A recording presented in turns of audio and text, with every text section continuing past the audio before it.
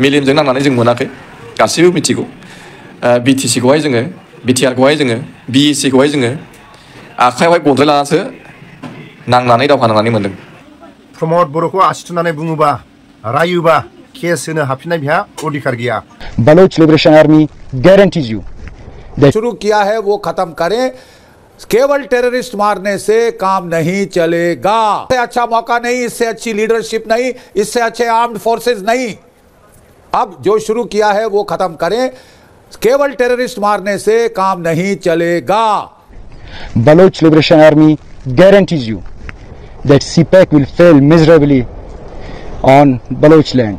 आंनि खोमायाव एक इंचिबो एक बिन्दोबो जेबो खहा खालामनो हाया ভাৰতৰ আকাশত এনেদৰে পাকিস্তানৰ মিসাইল ড্ৰোন সকলো ধ্বংস কৰা হৈছে एक इंचिबो एक बिन्दोबो जेबो खहा खालामनो हाया जेब्ला বড়ো ভাষা ক'বলৈ শিকি ল এমান নিলাজ ব্যক্তি আপুনি নিজকে বড়ো বুলি কৈ লৈ এটা শব্দ আপুনি বড়ো কথা ক'বা নাজানে गोरबोनिफ्राय बुंदों आंहा बिथांमोननि बायदि सिप जानाय MLA MP जानायनि कुनु सिमां नुवाखै आं प्रमद बर'खौ आसि थुनानै बुङोबा सोमखारिबा केस होनो हाफिननाय बिहा अधिकार गैया मानो गैया नंखाय बुंनाय भिडिअ फुटेजफ्रा दंजोबो प्रमद बर'ना BSc दानाय BTC दानाय BSc आरो BTC खौ मानो सोरजिनो गोनां जादों मानोना बेवहाय जुक्ति दङ बेवहाय लजिक दङखायनो जुक्ति दङखायनो जास्टिसखौ बिथांमोना होनो गोनां जादों नंखाय राव बुंनाय भिडिअ फुटेजआ दंजोबो हाग्रामा महिलारि सारा मालाबा बुंना लायाखै एकर्डनि सिगां आरो एकर्डनि उन आं उमुक उमुक खालायगोन होननानै बुंनानै लायाखै हाग्रामा महिलारि सारखौ सोरबा आसि थुनानै जुदि बुङोबा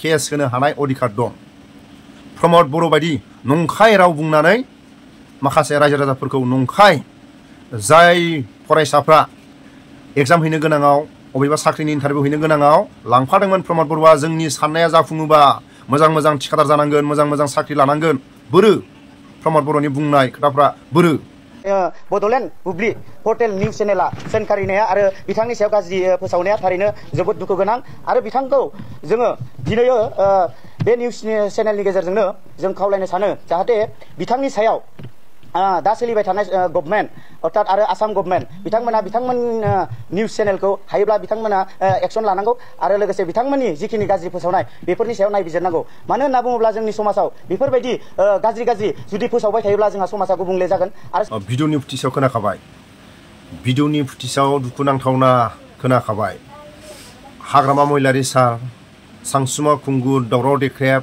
आरो माखासे सिनियर गेदेरमाफोरखौ बुहां बखिनाय रायनाय सोमखारिनाय जोनोम होग्रा बिफाया सोर प्रमद बर' आरो इउजि ब्रह्म जेब्लानिफ्राय प्रमद बर' आरो इउजि ब्रह्मआ गोहो खुंथायाव जिरायदों अब्लानिफ्राय सिनियर गेदेरमाफोरखौ बुहां रायग्रा बुहां बखिग्रा जोनोम होग्रा बिफाया सोर जेब्लानिफ्राय गादियाव जिरायदों प्रमद बर' आरो इउजि अब्लानिफ्राय गेदेरमा सिनियरफोरखौ बखिनाय सोमखारिग्रा बुहां रायग्रा जोनोम होग्रा बिफायानो जाहैबाय प्रमद बर' आरो इउजि दायनिगिरिया बिसोर सानैयानो 17 बोसोरनि खोथाखौ बुंनायनि सिगां जिर'निफ्राय हाग्रामा महिलारि सारा बर'फोरनि गावनि न' लांगोनासिम दिउ फाखा लामा बानायनाय दालां बानायनाय जाय बर' हारिया मेडिकेल हास्थायदों कलेज हास्थायदों स्कुल हास्थायदों आरो माखासे लामा दालां सेक्रेटारि अफिस बेफोरखौ बानायनाय सोर गेदेरमाया बानायदों जिर'निफ्राय 17 बोसोरसिम बेसेबां मावदों 60-70 नङाबाबो 50%खौ लामानिफ्राय लानानै मेडिकेलनिफ्राय लानानै कलेजनिफ्राय लानानै सेक्रेटारि अफिसनिफ्राय लानानै जाय जोहोलावफ्रा हारिनि थाखाय थै जिउ बाउसोमदों बिथांमोननि नेरसोन खाम्फा बड'लेण्ड गेस्ट हाउस दिल्ली मुम्बाइ सिलिगुरि गुवाहाटी गुबुन जायगायाव बड'लेण्ड गेस्ट हाउस जाहाथे सोरबाफोर गुवाहाटी क'क्राझार देहा फाहामसालियाव फाहामथाय लानो हायाबा जाहाथे दिल्ली मुम्बाइ बा सिलिगुरि सोरबाफोर मेडिकेलाव लाङोबा खम फैसायावनो थानो हानाय बड'लेण्ड गेस्ट हाउसआव बेबायदिखौ साननानै हाग्रामा महिलारि सारा दिल्ली मुम्बाइ सिलिगुरि गुवाहाटी बड'लेण्ड गेस्ट हाउस बानायदों जाहाथे सोरबाफोर मेडिकेलाव लाङोबा खम फैसायावनो थाथ'नो हायो खम फैसायावनो थांनानै आश्रय लानो हायो बेफोरखौ जुदि मोनसे सानोबा जायफोर फरायसाफ्रा हाब्रुबारिजों थाबायनो गोनां जायोमोन जाय फरायसाफ्रा दालांनि थाखाय एग्जाम समावबो मालाबा समाव एग्जाम हैनो हायामोन, दालांनि थाखाय मालाबा समाव एग्जाम हैनो गोनांबाबो नेथ'नो गोनां जायोमोन। जाय मानसिफ्रा फरिखा हैनो थाङो दालांनि थाखाय फरिखानि टाइमा बारग'लाङोमोन। बे समाव दालां लामा बानायनाय दैदेनगिरिया सोर? हाग्रामा महिलारि सारा एकर्डनि सिगां बा एकर्डनि उनाव मालाबा बुङाखै आं बे लामाखौ बानायथारगोन, बे दालांखौ आं बानायथारगोन, सेक्रेटारि अफिसखौ आं बानायथारगोन, जोहोलावफोरनि नेरसोन खाम्फाखौ आं बानायथारगोन, बर' सेंग्राफोरखौ आं डिफेन्सआव सोनानै हरगोन, जाय बिर जोहोलावफोरनि मुङै न'खरसेयाव आं 5 लाख थाखा होगोन बुंनानै लायाखैमोन। नाथाय जोबोद दुखुनांथावना हाग्रामा महिलारि सारखौ बखिनाय सोमखारिनाय बे जोबोद दुखुनांथावना। आं ओरैबायदि गोरिब गुन्द्रानिफ्राय फैनाय खमसे खम 5 बोसोर आंनि ओंखाम संग्रा उन्दुग्रा न'आ प्लास्टिकनिसोमोन। दा बिनिखायनो दिनै आं बेफोर खोथाखौ मिथिगो, आंनि बर' आइ आफा रायजो राजानि जेंनाखौ आं मिथिगो। ओंखायनो आंबो समायखिरा लाखानायसो जेब्लायसिम बर'फ्रा उद्धार जाया, बर' आइ आफा रायजो राजाया बयबो ओंखाम बोथिनै मोनजानाय जाया, बयबो मोजां ड्रेस गाननो मोननाय जाया, अब्ला सोरबा हाग्रामा महिलारि सोरबा XYZनि बिनि खोथा माने बायदिसिना बानसावनाय क्रिटिसाइज खालामनाय माबा माबि बुंनाय आंनि खोमायाव 1 किन्सितबो 1 बिन्दोबो जेबो खहा खालामनो हाया जेब्लायसिम जेंनाया सुस्रां जाया। जेंनाया सुस्रां जाखालि आं गावनो बिदाय लागोन। आं खुनुदिन आगोलनिफ्राय बुंबाय थादों आरो गोरबोनिफ्राय बुंदों आंहा बिथांमोननि बायदि सिफ जानाय MLA MP जानायनि खुनु सिमां नुवाखै। आं जिखालि बड'लेण्ड जेंनाया जोबगोन ओइखालि डायरिखौ फुल स्टप खालामनानै आंबो सौरागुरि गामियाव थांनानै आंनि गामिनि आमाय आनै आइ आफा रायजो राजाजों संसार जाहैगोन। आंनि हिसाबा बेल'। जाय बिमा बिफाफ्रा हा हु फाननानै फोरोंदोंमोन, बिमा बिफानि मिजिंखौ फैमाल खालायदों, गावनि न'खरनि हा हु फाननानै फोरोंनाय फरायसाफोरखौ नस्थ' खालायदों, आन्दालनाव लांनानै जाय फरायसाफ्रा साख्रिनि इन्टारभिउ हैनो थांनाय बे फरायसाफोरखौ लामायाव आन्दालनावसो लांफादों। साख्रि हैनो गोनां जाय फरायसाफ्रा मोजां फरायसाफ्रा जाय मानसिया साख्रि इन्टारभिउ हैनो थांदों बेखौ लामानिफ्राय हमनानै प्रमद बर'आ आन्दालनाव लांदों। जोंनि थांखिया जाफुङोबा साफा थिखादार जानांगोन, मोजां साख्रि लानांगोन होननानै लांनानै दिनै ना थिखादार ना साख्रि बेफोरखौ प्रमद बर'आ गोसोखां। जाय सिनियरफोरखौ बखिग्रा सोमखारिग्रा बेफोरखौ जोनोम होग्रा बिफायानो जाहैबाय प्रमद बर'। आरो प्रमद बर'खौ बखिनो रायनो सोमखारिनो आसि थुनानै रायबा प्रमद बर'खौ जेबो रावबो दायनिगिरि जाया। प्रमद बर'नि भिडिअ फुटेजफ्रा दंजोबखायो। प्रमद बर'नि भिडिअ फुटेज रि खालायना नायोबा प्रमद बर'खौ गावनि बुंनाय बै समनि बुंनायखौ जुदि थख' रि खालायोबा प्रमद बर'खौ आसि थुनानै जुदि बखियोबा केस होनो हानाय प्रमद बर'आ अधिकार गैया। प्रमद बर'नि बुंनायखौसो जों एन्सार होदों, प्रमद बर'नि बुंनाय खोथाखौ जों एन्सार होदों। हाग्रामा महिलारि सारा मालाबाबो बुंनानै लायाखै आं उमुक खालायगोन टेन खालायगोन। हाग्रामा महिलारि सारखौ बुङोबा बखियोबा हाग्रामा महिलारि सारा केस होनो हायो। हाग्रामा महिलारि सारा मालाबाबो बुंनानै लायाखै आं एसेखिनि साख्रियाव हरगोन, आं लामा बानायगोन, दालां बानायगोन, साफा आं थिखादार बानायगोन, बयखौबो आं साख्रियाव दैथायहरगोन होननानै बुंनानै लायाखै। जाय मानसिया बुङाखै बेखौ बुंदों होननानै मालाबाबो नोङो बखिनो हाया। जाय मानसिया बुङाखै बखियाखै बे मानसिखौ नों जेबो खालायनो हाया। हाग्रामा महिलारि सारा गाव बुंनानै लाखायाखै, अब्ला नों माब्रै आसि थुनानै माब्रै नों बुंनो हागोन? प्रमद बर'नि भिडिअनि फुटेजखौ लानानै राय केस होनो हानाय अधिकार गैया। प्रमद बर'नि बुंनाय खोथाखौसो एन्सार होदों। प्रमद बर'खौ आसि थुनानै जुदि बुङोबा 17 बोसोरनि खोथाखौ प्रमद बर'आ मालाबाबो सालाय बिजौआव रायखांनो लाजिनांगौ। 17 बोसोर हाग्रामा महिलारि सारा बर' सेंग्रा सिख्लाफोरखौ बेसेबां साख्रियाव दैथायहरनो हादों आरो बर' गामि खना खनला लामा दालां बानायदों। मोनफ्रोमबो खोथाखौ जुदि बुङोबा बुंस' हाया। नाथाय 17 बोसोरनि खोथाखौ प्रमद बर'आ बुंनो लाजिनांगौ। 17 बोसोराव आन्दालनाव थाबोदोंमोन, 17 बोसोरनि सिगां आरो 17 बोसोरनि उनाव आन्दालनाव दंमोन प्रमद बर'आ। नाथाय प्रमद बर'आ साबैसे फरायसाफोरखौ दंस' खालायखो, साबैसे गोरों गोराफोरखौ दंस' खालायखो प्रमद बर'आ? आन्दालनाव बाहागो ला आरो जोंनि आन्दालना जाफुङोबा मोजां साख्रि लानो हागोन, मोजां थिखादार जानो हागोन। बेबायदि बुंनाय खोथाखौ प्रमद बर'आ लाखिनो हादोंना? प्रमद बर'आ लाखिनो हादोंना हायाखै? नाथाय जाय गोरों आन्दालनाव बाहागो लानाय, आबसु आन्दालनाव बाहागो लानाय, जायफोर साख्रिनि इन्टारभिउ हैनांगौ साख्रि इन्टारभिउ हैनो थांदों, जायफ्रा मोजां BA MA एग्जाम हैनो थांदों, बिथांमोनखौ लांफानानै आन्दालनावसो प्रमद बर'आ सान्दुं गोसा अखा बांखा लांफानानै दिनै जिर'। गावनि बुंनाय खोथाखौ प्रमद बर'आ लाखिनो हादोंना हायाखै? जायफोर जोंनि बर' माहारिनि गोरों गोराफ्रा, जायफोर जोंनि बर' माहारिनि रायजो राजाफ्रा बेफोरखौ बिजिरनांगौ। जाय गोरों गोराफ्रा साख्रिनि इन्टारभिउ हैनांगौ समावनो लामायाव लाखिजादों। दा बै गोरों गोराफोरनि साख्रि साख्रि मोननांगौ इन्टारभिउ हैबानो साख्रिखौ मोनो बे समाव बर'फोरनि जायगायाव सोर मोनखो मिसिं दिउरि गुबुन गुबुन ट्राइबेलफ्रासो बर'फोरनि जायगायाव हाजार हाजार साख्रि मोनदों प्रमद बर'आनो नस्थ' खालायबाय सोरबा फरायसाफ्रा फरिखा हैनो थांनायाव सोरबा BA MA फरिखा हैनो थांनायाव आन्दालन लांफाजाबाय फरायनायाबो आस'खान्दा आरो जायफोर गोरों गोराफ्रा साख्रिनि इन्टारभिउ हैनांगौ बिथांमोनखौबो लांफाबाय साख्रि इन्टारभिउ हैनांगौ टाइमखौनो आन्दालनावसो लांफाबाय दा जायफोर बै गोरों गोराफ्रा साख्रियाव इन्टारभिउ हैयोबानो साख्रिखौ मोनखाथारोमोन जाय गोरों गोराफ्रा साख्रियाव इन्टारभिउ हैबानो मोनथारोमोन दा बैफोरनि जायगायाव जायफोर मिसिं दिउरि गुबुन गुबुन ट्राइबेलनि मानसिफोरासो बर'फोरनि जायगायाव बांसिनै साख्रिखौ मोननाय जादों दिनै बै माखासे थालांनाय जायगाफ्राव सोर मोनखो बै बर'फोरनि थालांनाय साख्रिनि जायगायाव सोर मोनखो दिउरि मिसिं गुबुन गुबुन ट्राइबेलफ्रासो बर'फोरनि जायगायाव साख्रि मावनानै दं दा बै मानसिफोरखौ प्रमद बर'आ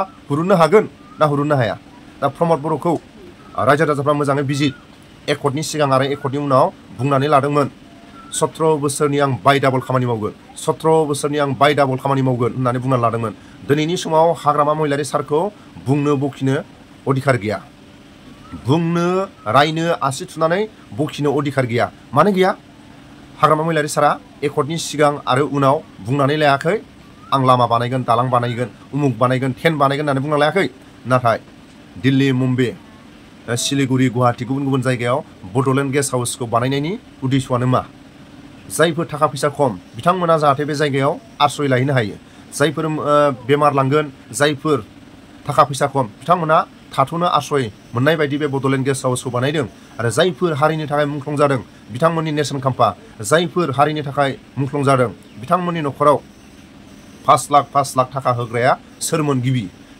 गिबि बेफोरखौ दिनै प्रमद बर'आ बुंनानै फोजोबनो हाया सेक्रेटारि अफिस गुबुन गुबुन माखासे बर' गामियाव थांनाय लामाफोरखौ दिउ लामा बानायनाय दालां बानायनाय बै समाव जाय मोजां मोजां फरायसाफ्रा एग्जाम हैनांगौ टाइमाव फरिखा हैनांगौ टाइमाव दालांनि थाखाय फरिखायानो बारग'लाङोमोन आरो हाब्रु गेजेरजों थाबायलांनो गोनां जायोमोन बेफोरखौ बोरै बावखो जोंनि रायजो राजाफ्रा बोरै बावखो दिनैनि समाव हाग्रामा महिलारि सार सानसुमा खुंगुर दावराव देख्रेब बै समनि सिनियर गेदेरमा दैदेनगिरिफोरखौ बुंनो बखिनो अधिकार रावबो गैया बिसोरखौ बुंनाय माने प्रमद बर'खौ जों बुंनांगोन प्रमद बर'आ बुंजानाय आखला मानो थाखाय दिनै गले गले इउटुबारफ्रा साफा सानै इउटुबारफ्रा आसि थुनानै बुङो नोंथांमोना प्रमद बर'नि बुंनाय खोथाखौ रि खालायनानै बै समनि फुटेजफोरखौ खोनासं प्रमद बर'आ मा बुंदोंमोन बर' बिमाफ्रा अन्थाइ देनानै जायो बर' बिमाफ्रा हाजिरा मावनानै जायो बर' बिमाफ्रा मैगं थाइगं फाननानै जायो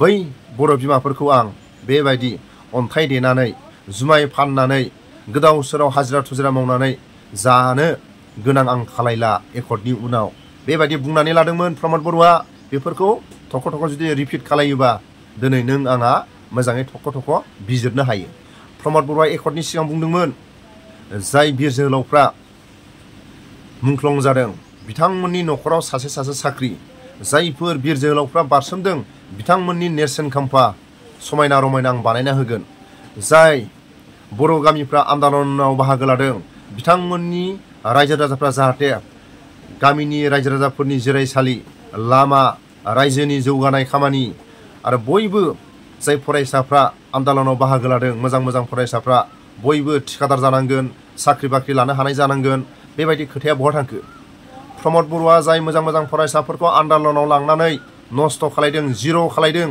जोङो बिटिसिखौहाय जोंनि बिइसिखौ आरो बिटिआरखौ मेलेमजों नांनानै जों मोनाखै गासिबो मिथिगौ बिटिसिखौहाय जोङो बिटिआरखौहाय जोङो बिइसिखौहाय जोङो आखायावहाय गनद्राय लानानैसो नांनानै दावहा नांनानै मोन्दों मेलेमनि दावहाजों जों मोनाखै मेलेमजों दावहा नांनो हायैया जों बर'फ्राल' नङा ट्राइबेल हिसाबैनो जोङो जोबोद फासयनानै दङ जोङो ट्राइबेल हिसाबैनो मेलेमजों दावहा नांनायाव हाया जों ट्राइबेलफोरनियावहाय जों बर'फोरनियावहाय भारत सरकार आरो आसाम सरकारजों एसेबां दावहा नांनानै मेलेमजों दावहा नांनानै माबा मोनसे मोननो हानाय जोंनाव गोहो गैया बेनिखायनो गनद्रायखौ जेने थेने हमनो रोंनायखायसो गनद्रायखौहाय जेने थेने सालायनो रोंनायखायसो जों बर'फ्रा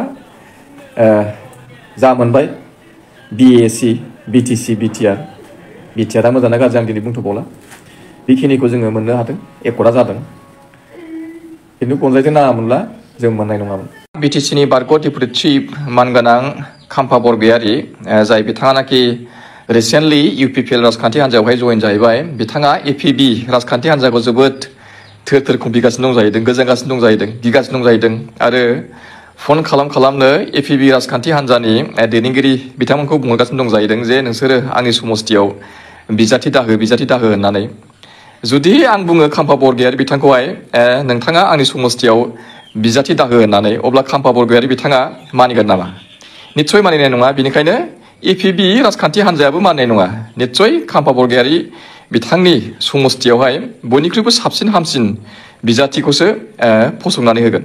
बिथांमोना सिगांनि समाव बुंबाय थायोमोन 24 घन्टा जोङो खामानि मावगासिनो दङ सिमा बारायनो, केसफोरखौ फोजोबनो, एनडिबिफोरखौहाय जेल सिंनिफ्राय बरननानै लाबोनो थाखाय, उदां अख्राङाव बिथांमोनखौ लाबोनो थाखाय जोङो 24 घन्टा खामानि मावगासिनो दङ।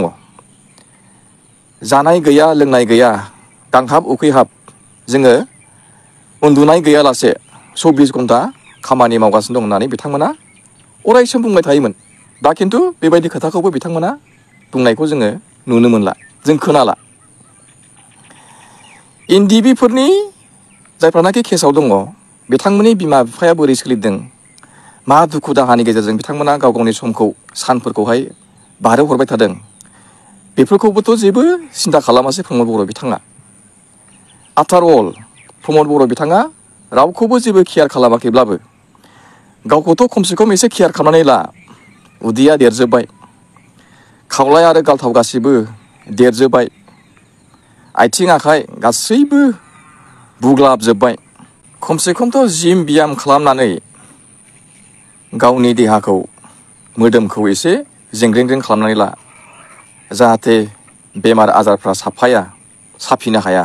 बिटिआर एकर्डनि एनेक्सार 4 नि नाम्बार 1आवहाय मा लिरदों एसे नायनो जोङो दिनै बुंदोंमोन। बेयाव लिरदों नै बुंदोंमोन एनेक्सार 4 निउ infrastructure in Bodoland government of India. बेखिनिखौ भारत सोरखारा मावनायनि खोथा बुंदों, खिन्थु मावगोन ना मावा बेखौ दायो बुंनो हाया। Number 1 construction of a highway in the name of Banasur from Mashbad to Halongi Sonitpur district. मासबादनिफ्राय सनितपुर जिल्लानि हलंगिसिम मोनसे बानासुरनि मुङाव राजा लामा बानायनाय। बे राजा लामाखौ बानायनो थाखाय दिनैसिमबो थरसे अन्थाइ आरो थरसे बालाबो गोग्लैयाखै जानो हागौ। ओरैबायदिबो मोनदाङो जेन बिटिसिनि मानसिफ्रा, बिटिसिनि बाहेरानि मानसिफोरखौ नायफैनो आरो बिटिसिनि बाहेरानि मानसिफोरा बिटिसिखौ नायफैनो थाखायसो बे लामाखौ बानायनायनि खोथा बुंदोंमोन नामा बुंदोंमोन। जोबोद लासिंसिं नङा होमबा? बे लामाखौ बानायथारोब्लाबो मिलिटारि पारपसनि थाखायसो बानायनाय जागोन, जिहेतु बेवहाय मोनसे एयारपर्ट दङ। बे बानासुर राजा लामाया बिटिआर एकर्डजों जेबो लोब्बा थानो नाङामोन हिसाब मथे। बिटिआर एकर्डनि 8.2 क्ल'जआवहाय मा लिरदों नायनि बुंदोंमोन। बेयाव लिरदों नै बुंदोंमोन 8.2 Government of Assam will create one post of DIG in BTAD in addition to the existing post of IG। माने BTAD-आव आसाम सोरखारा थाखानाय IG मासिजों लोगोसे मोनसे DIG मासि सोरजिगोन होननानै बेयावहाय बुंदों। जा खामानिखौनाखि आसाम सोरखारा मावनांगौ बे खामानिखौ नै मालाय वेलजों लिरबाय। माने DIG पस्टखौहाय सोरजिगोन ना सोरजिया खुनु आसा गैया। माने दुलाराय बर'फोरखौ आसाम सोरखार आरो भारत सोरखारा प्रमद बर'नि थ्रुयैहाय थगायजोबनो हानाय जाबाय। बिटिआर होननानै लिरबावाखै, नै बिटिएडि लिरबावदों। बुजिदो होमब्ला।